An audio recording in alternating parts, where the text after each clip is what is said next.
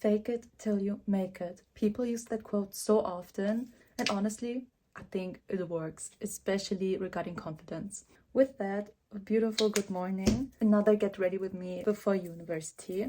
Especially in university, this fake it till you make it has made such a huge difference for me. So why do I love the quote fake it till you make it? Of course, there's like the negative word fake it in it. But what I love about the sentence or the quote is that it basically allows you to, be confident. There are people that are naturally more confident, and there are people that just struggle more with it. Sometimes it's incredibly hard to just decide, yeah, today I'm going to be confident, especially if you worry how other people will react. If other people will notice that you suddenly are different, if you do it wrong, if it looks weird, you just start to really lose yourself in an overthinking hole. And I think the sentence, fake it till you make it, can be incredibly freeing because you basically gentle launch your confident experience to yourself. You put like the banner on it that you are faking it. Hello. I'm cutting the video right now. I know this looks so weird right now. I'm sorry for interrupting the video, but I just thought I could add something a little bit important too, because when you start trying out to be confident, but you already struggle with your self-esteem or inner shame, it makes it somehow worse to admit to yourself that you are actually trying to be confident because you don't feel ready. Of course, you will not feel ready yet, but because you hate to feel the shame, which is so understandable, it's just way easier to be like, okay, well, this is kind of like a challenge, like you can turn it into a game-esque. So yeah, just wanted to add that. Enjoy the video. You're saying, oh, well, it's not even real. It's just, I'm faking it. But the great thing about confidence is, I'm not sure who said it. I'm actually not sure. But somewhere I heard that confidence is mainly a skill. A skill you consciously decide to build out or to activate, to basically equip yourself with it. And I find that so freeing because I had the experience when I started reading into confidence, and there's like endless self-help content, and many people gain of it, I feel like almost evilly. They make it seem so unattainable, or that you have to invest in so much to really be confident. Then when in reality, it's attainable for everyone. And knowing that all these situations where I felt insecure and I was wondering like, oh, why can I not just be confident? And I not necessarily faked it, but forced it, which is such an important differentiation. This really frees me from doubt and like kind of internalization that I just wasn't able to be confident, not because it was of me, but basically because I just never really learned about it, and even more essentially, how to fake it. And I'm not 100% sure if I like the term fake it in itself, even though I see a gain in it, because I asked myself quite sometimes if, since the word is already so negatively loaded, it kind of like lessens the effect of the quote itself. It still has a positive effect in my opinion, but if we would reword it, okay, it could be the psychology student on me, but what I believe this quote, fake it till you make it, actually like implies is that you're learning confidence. If we look at any other skill, let's say, I don't know, football or playing guitar or anything, you have to do it even though you cannot do it, and in a way it's faking, right? Like you take your guitar, maybe even buy one, which is like such a huge commitment. And I just want you to like really reframe it. Imagine guitar would be an instrument of confidence, okay? And you buy yourself a guitar to be confident. I don't know if it makes sense, but because it's about confidence, people would be like scared that it would be cringe, like, but you're not even confident, like, why are you getting a guitar? But since it's like playing guitar and we like get us a guitar, they were like, oh, it feels less cringe or just uncomfortable. And suddenly it's like, oh, I'm learning guitar. You learning guitar, that's amazing. Like, keep going. But like, I think confidence is such a sensible topic to us that's like a bit embarrassing maybe. And I think there's like too much expectations if like people see that you're like investing to be confident. So like I said, the faking is more like allowing yourself to learn that skill. And I personally think learning confidence is one of the most disgusting skills you can learn, and I'm sorry, but for real, like, I fucking hate it because you need to take in space, even though you want to make yourself small. you start overthinking, you will feel like everything, you will be so overly aware of yourself. And I think that's also the part about faking, right? Like, you're not in that state actually, like you're not actually confident, you're trying to be. And I think the goal is to kind of use confidence more intentionally as a skill that you just really know, okay, now I have to kind of like channel my confidence and really show it outwards, but you kind of have to like learn it to really get into it and activate it. I actually know about myself, and I'm quite proud of it, to be honest, that I managed to really switch up well in necessary situations like presentations and anything. I just, you know, it clicks and then I'm like there, I'm like present. So that has been really fueling my confidence. I think there's some hacks, some cheating codes you can use to seem more confident. You have to like differentiate a little bit.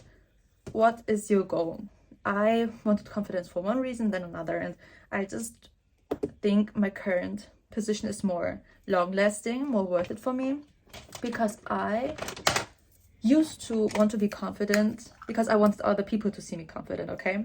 I wanted to be confident because I thought anything else would be a danger. That was in high school, and that was the time I actually faked confidence, and I mean like really in the meaning of fake, like very shallow, very quick working, not long lasting. It crashed so quickly, and it always came with sudden style changes, like extreme workouts, you know, like really this glow up topic. It like fueled it because I thought confidence was so depending on other things, like more external, like things I have to get, not that have to go out of me, like, you know, social skills and whatever, or body language, but really, you know, like I do this Pilates workout and not for my health, but like for, like, you know, to look better. I need to get these clothes. Like, I was building an armor. I was like becoming a soldier against high school surroundings, and like confidence was like basically, I don't know, the shield I was wearing. And honestly, I'm not even mad at it. Like,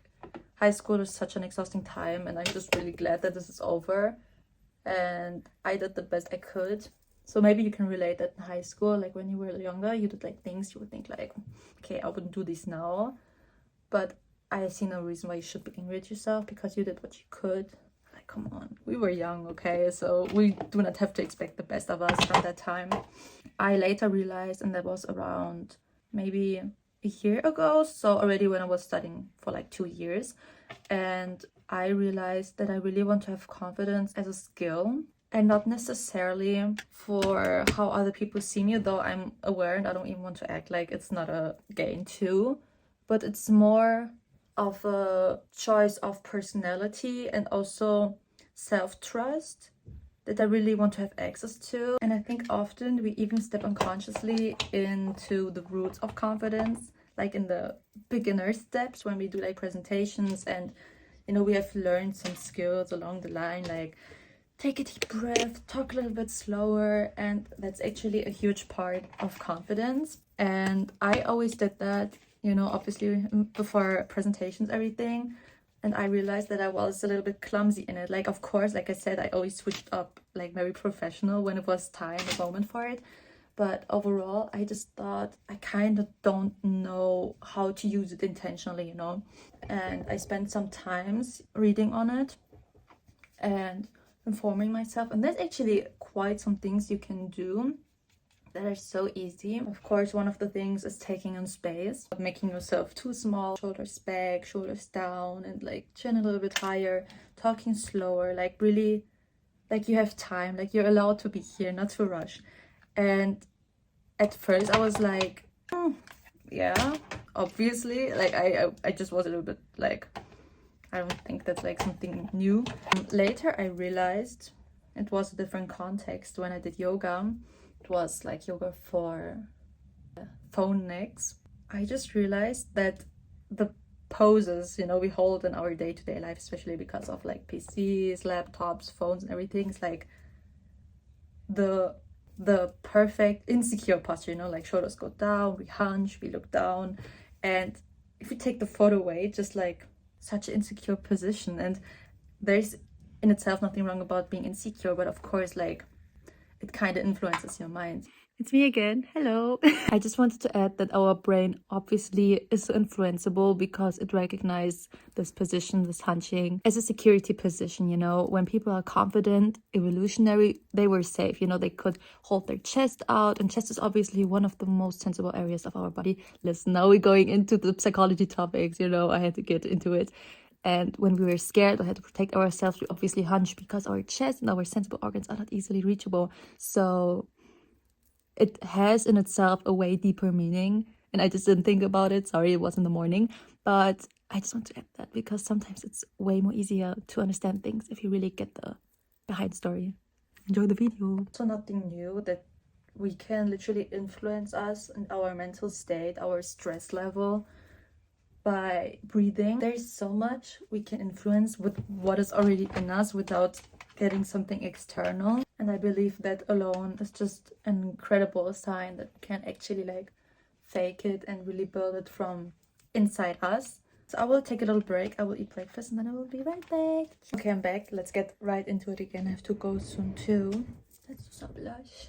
By the way, this is unironically such a perfect timing for this video because when I was eating breakfast, I received a message that a friend of mine isn't coming today because they're sick, and I'm like basically alone in this module because this was planned for a little bit earlier, so it's just people in lower years. And I was like, seems like I have to fake a little bit confidence today. What a timing, because I swear I really don't like being with other people. I don't know, it's really just like, oh, you're talking, let's see if you stand by your words. I noticed, I think it was mostly on TikTok, that this wording of like faking confidence, or maybe even like the meaning behind itself, is like gaining a little bit of critique. I understand it in some way. Like I said, faking it always sounds a little bit, well, a little negatively, but overall I really believe that the meaning behind the quote is very reasonable. Like I totally agree, like I said. And also I think you kind of have to define for yourself what making it means for you. If you would only do the outside part, like the physical part, I'm not sure it would be so long lasting, to be honest.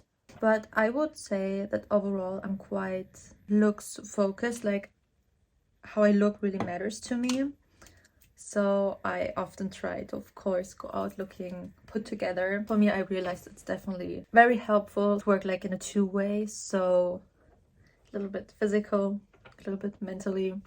Looks definitely matter, but luckily it's your decision if you like move along or not.